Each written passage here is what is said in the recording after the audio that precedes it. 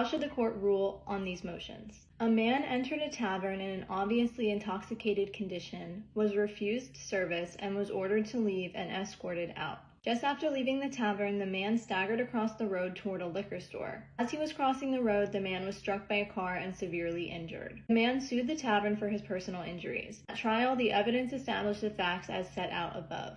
At the close of the evidence, both parties moved for judgment as a matter of law. How should the court rule on these motions? A says deny both motions and submit the case to the jury because reasonable jurors could conclude that the accident was foreseeable.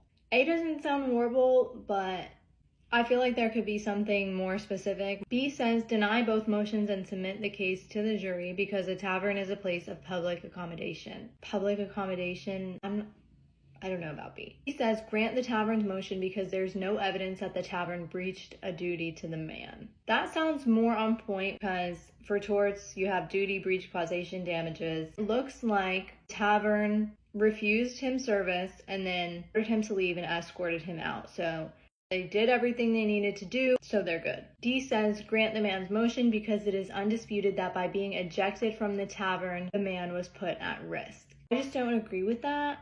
I don't think something like that would be undisputed. Maybe you could argue that throwing him out into the street puts him at risk. I can't argue with the piece of paper. Undisputed, I feel like you can argue that, so I'm going to cross off D. I like C because facts don't give us any evidence that a duty was breached, and in fact they give you the opposite because they say he was obviously intoxicated, so they refused service, he was ordered to leave. I don't think that they breached any duty, so if there's no breach, then there's no causation for his damages based on the tavern's actions.